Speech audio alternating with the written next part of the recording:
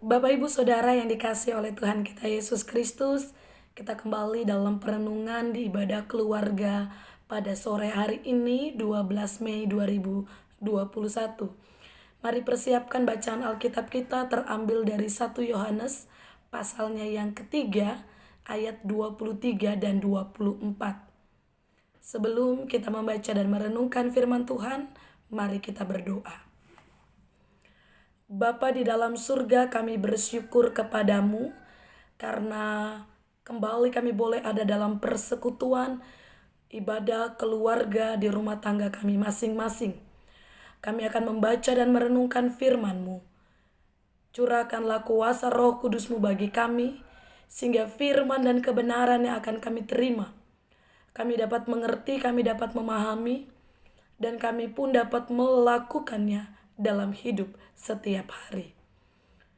Berfirmanlah ya Tuhan, kami anak-anak-Mu siap untuk mendengarkannya. Dalam nama Tuhan Yesus kami berdoa. Amin. 1 Yohanes pasal 3 ayat 23 dan 24. Firman Tuhan berkata, "Dan inilah perintahnya itu, supaya kita percaya akan nama Yesus Kristus anaknya, dan supaya kita saling mengasihi sesuai dengan perintah yang diberikan Kristus kepada kita. Barang siapa menuruti segala perintahnya, ia diam di dalam Allah, dan Allah di dalam dia. Dan demikianlah kita ketahui bahwa Allah ada di dalam kita, yaitu Roh yang telah Ia karuniakan kepada kita." Demikian pembacaan Alkitab. Terpujilah Kristus. Haleluya. Bapak, Ibu, Saudara yang dikasihi oleh Tuhan kita Yesus Kristus, ada seorang ibu. Cerita dia datang kepada pendetanya. Istilahnya dia curhat. Dia katakan, "Pendeta, saya itu gak suka banget sama dia. Dia itu sudah sering kali menyakiti hati saya. Tidak hanya hati saya, hati orang-orang yang saya sayangi, suami anak-anak saya. Kenapa ya?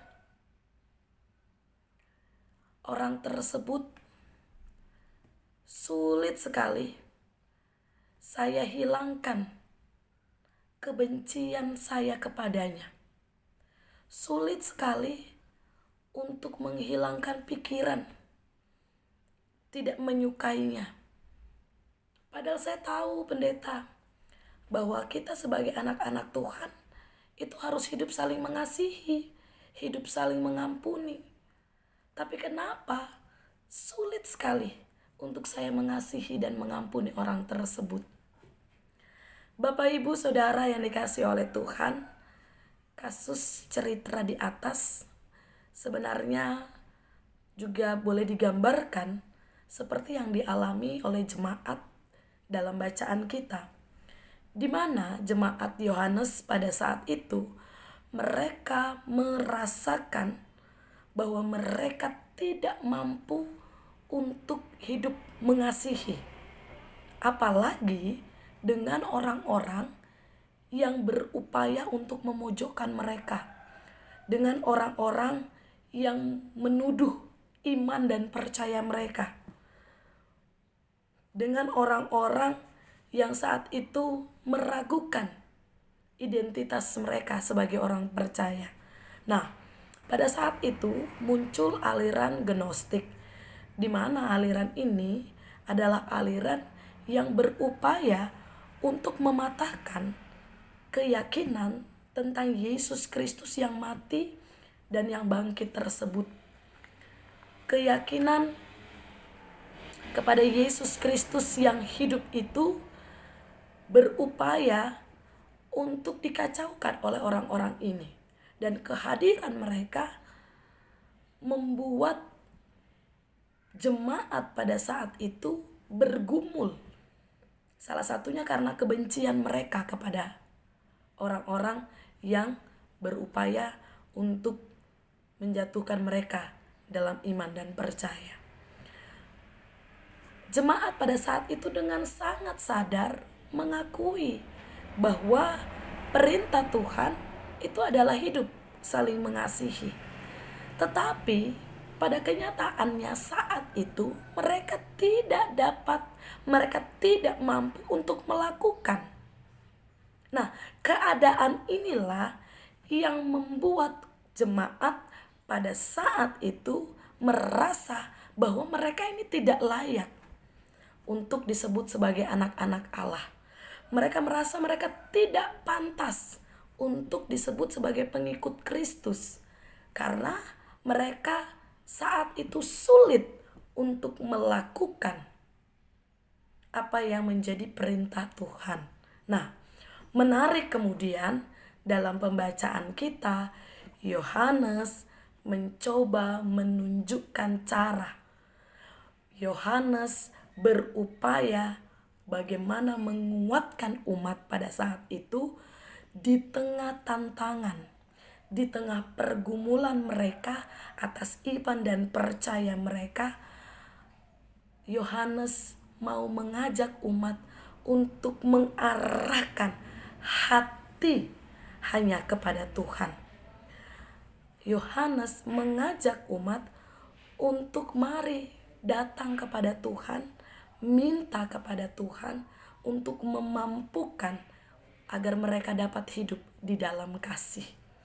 Sekalipun dalam kehidupan di tengah prakteknya sangat sulit untuk bagaimana tersenyum dengan orang yang kita sudah tahu kita lagi jengkel sama dia.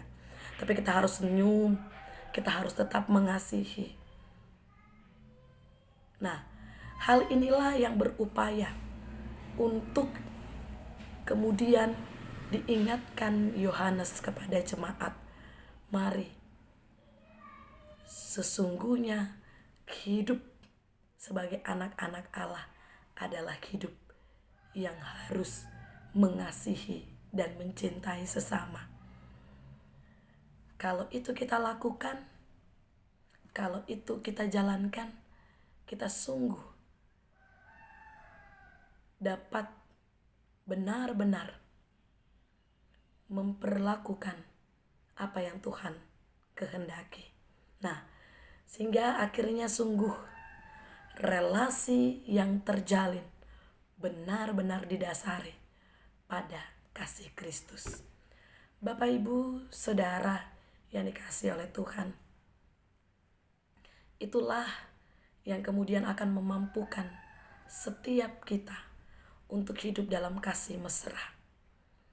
Kasih kita kepada Yesus, itulah yang akan memampukan kita untuk senantiasa juga hidup dalam mengasihi dan mengampuni.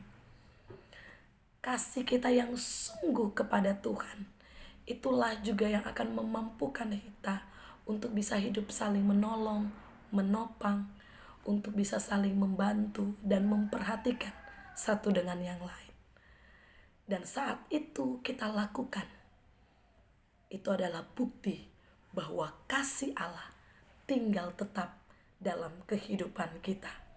Dan itulah bukti bahwa kita adalah anak-anaknya, orang-orang yang percaya kepadanya.